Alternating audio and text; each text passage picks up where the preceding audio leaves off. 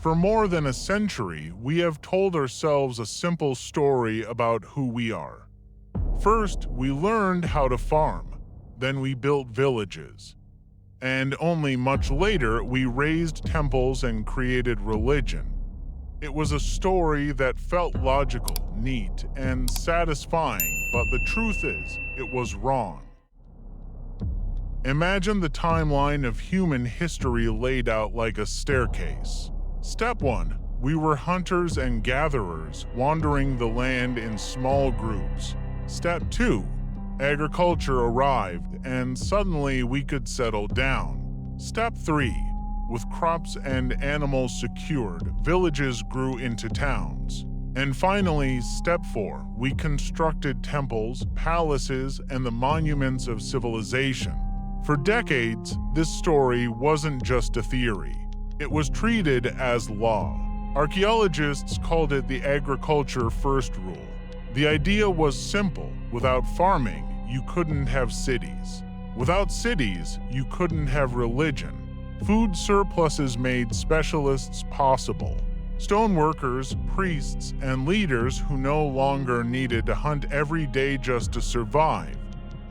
This narrative was comforting because it made sense. It was linear, clean, and unshakable. It explained how humanity climbed out of the wilderness and into civilization. Generations of textbooks reinforced it. Students memorized it. Scholars repeated it. So strong was this belief that it became almost invisible, like gravity, not a theory to be tested, but a rule to be accepted. But every rule has its exception, and in the rolling hills of southeastern Turkey, hidden beneath an unassuming mound of earth, lay something that would rewrite everything we thought we knew. Its name was Göbekli Tepe, and once unearthed, it would tear that staircase of progress to pieces. In the southeastern corner of Turkey lies a landscape of rolling hills and dusty plateaus. This region, Anatolia, has always been a crossroads of civilization. But hidden among these hills was a mound that farmers had known for generations. They called it Göbekli Tepe, the hill with a belly. To them, it was just a peculiar rise in the earth, a place whispered to be sacred, a hill that seemed to hold secrets beneath its skin. For decades, archaeologists walked past it, dismissing it as little more than a medieval cemetery. Then came a man named Klaus Schmidt, a German archaeologist with a sharp eye and a restless curiosity. In 1994, he traveled to this hill. At first, just another survey in a long career. But something about Göbekli Tepe stopped him in his tracks. Scattered across the ground were fragments of limestone, smooth, shaped, unmistakably worked by human hands. What others had assumed were old gravestones, Schmidt saw as the exposed tips of something far older and far stranger. Schmidt later recalled the moment vividly. "As soon as I saw those stones," he said, "I knew I had two choices: walk away immediately, or spend the rest of my life here." He chose the latter. And with that decision, a forgotten hill became the center of one of the most extraordinary discoveries in modern archaeology. It was the beginning of a decades-long excavation that would challenge everything we thought we knew about human history. The first trenches cut into the hill revealed something astonishing. Massive T-shaped pillars emerging from the soil, arranged not at random but in perfect circles. Some pillars stood over 5 meters tall, weighing more than 15 tons.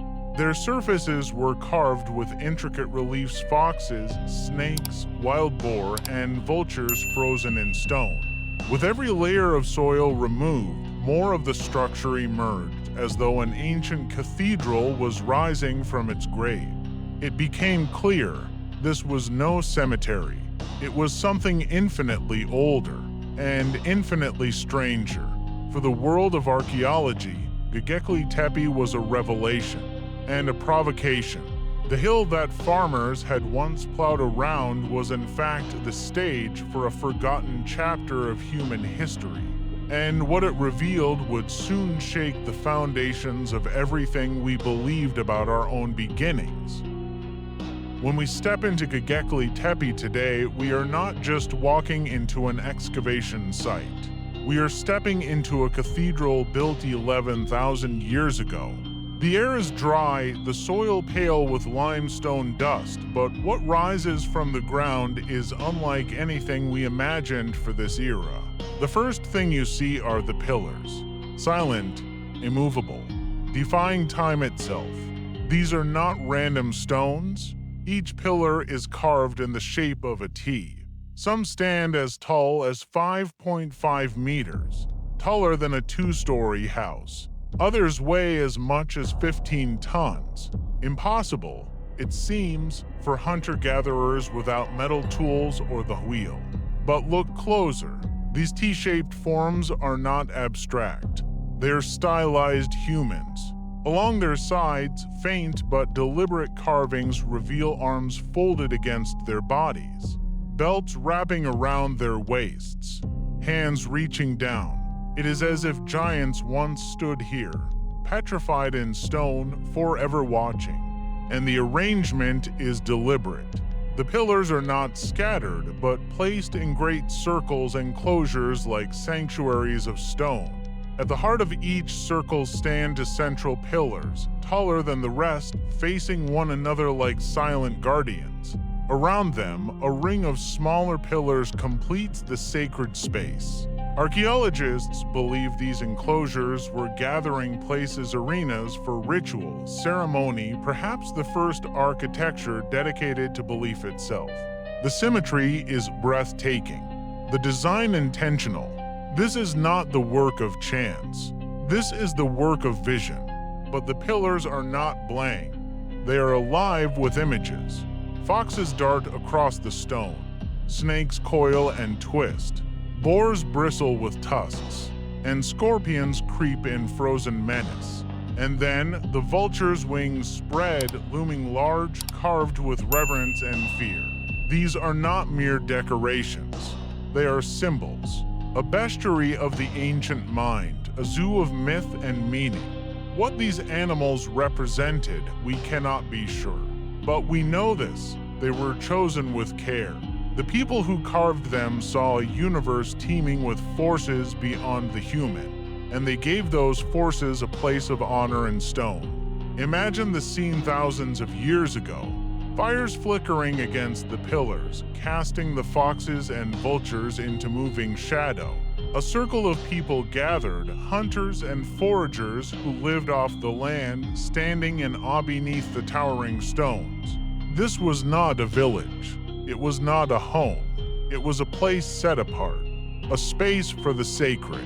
The carvings tell us that these people were not simply surviving. They were imagining, storytelling, creating a cosmos where animals, spirits, and humans intertwine. Göbekli Tepe was less a shelter than a stage where the drama of belief unfolded.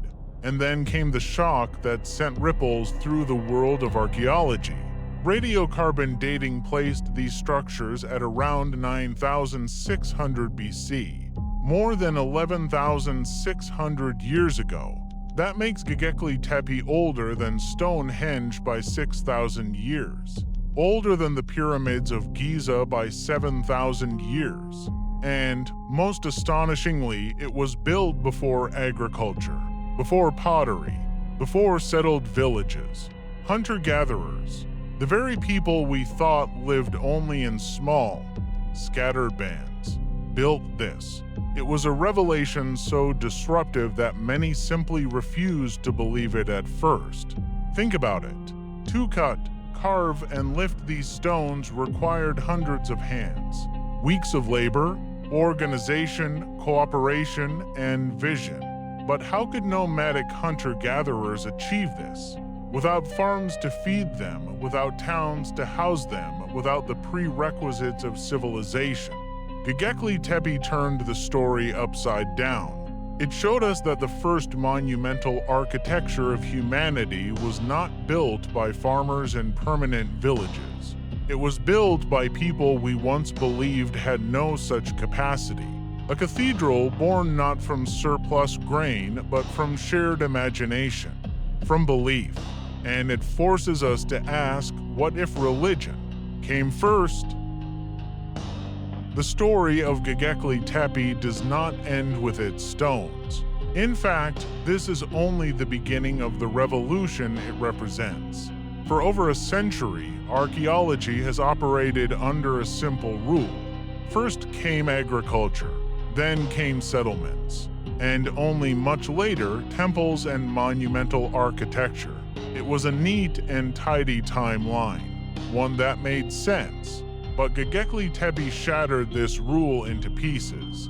Here, we have a temple more than 11,000 years old, built not by farmers, not by potters, but by hunter-gatherers. It is undeniable evidence that human beings were organizing themselves on a massive scale long before villages and farms became the norm. And this single fact flips the story of human civilization upside down. So, what really happened here? The traditional story says, people settled down first.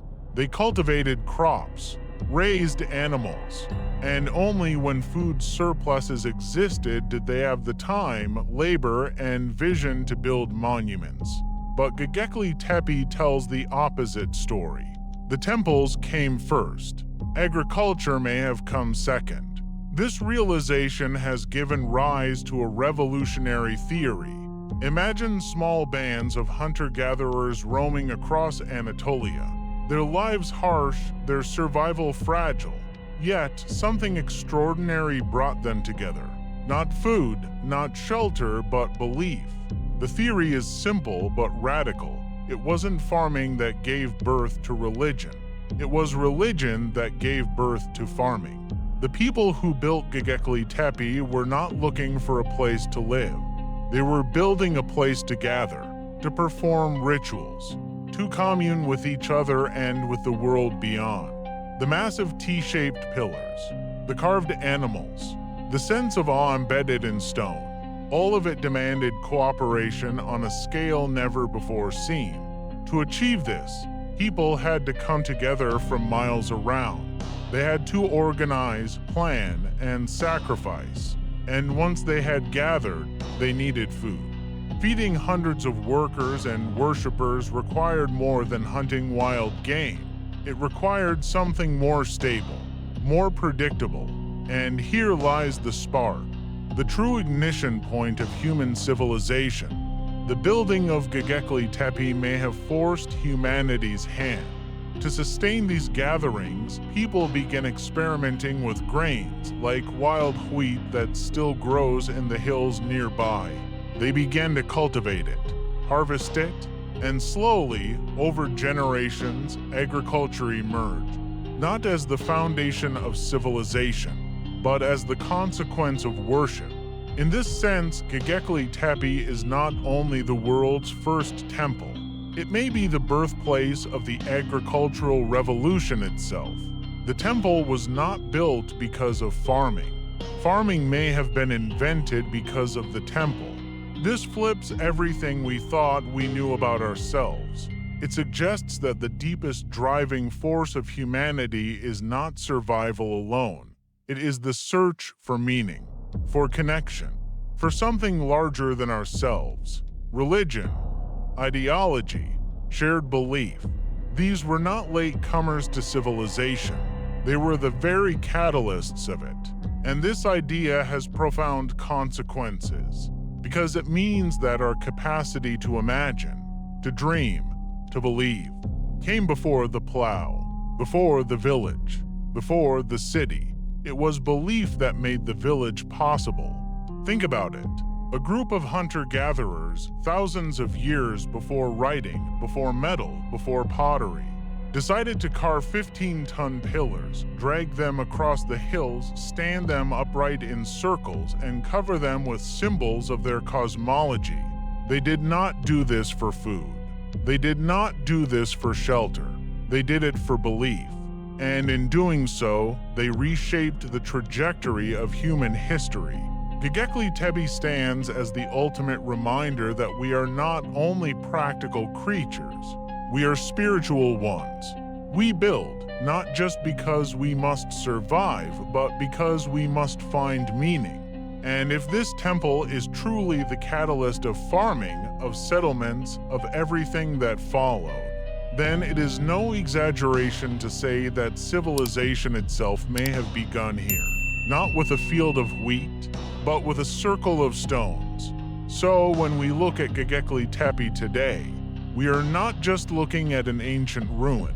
We are staring at the spark that ignited humanity's greatest revolution, the revolution of the mind, the spirit, and the imagination. Göbekli Tepe did not simply rewrite history. It rewrote what it means to be human. After this long journey, across ruins, deserts, and ice, it is time to face the question that has haunted us from the very beginning. What is Atlantis? We have followed the evidence, weighed the suspects, and uncovered truths hidden in myth. And now, standing at the end of this investigation, we realize something important.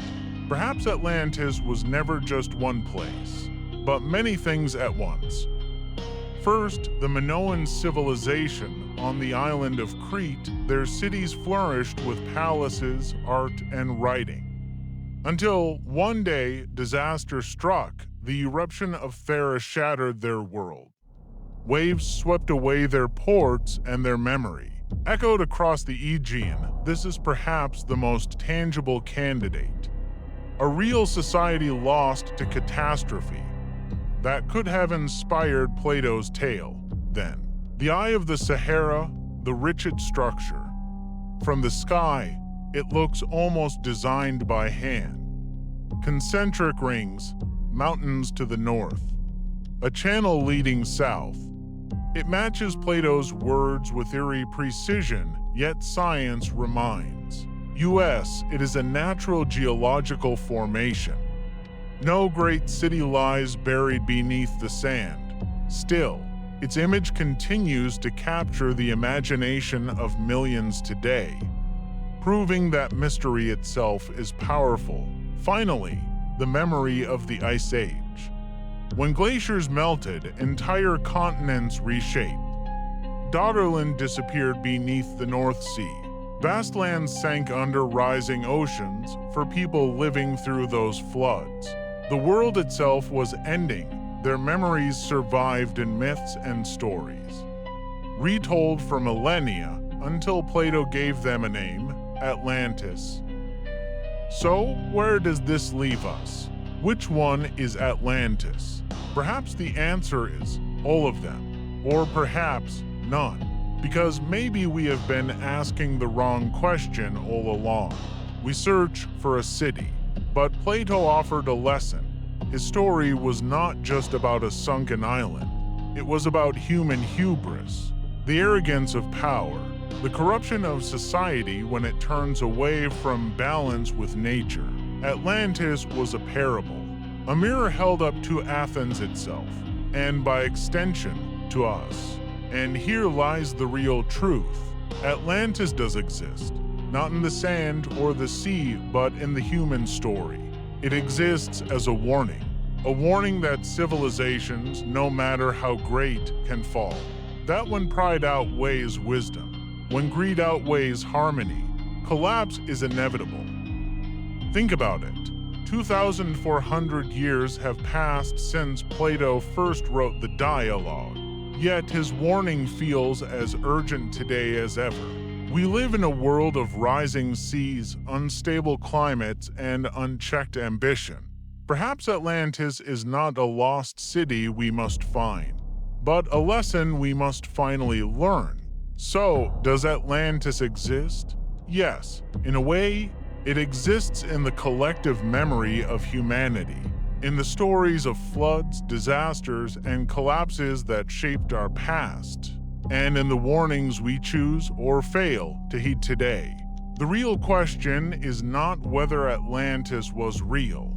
The real question is, are we listening? Now, I leave it to you. What do you think Atlantis really was? A Minoan city? A geological illusion? A memory of the Ice Age? Or something else entirely?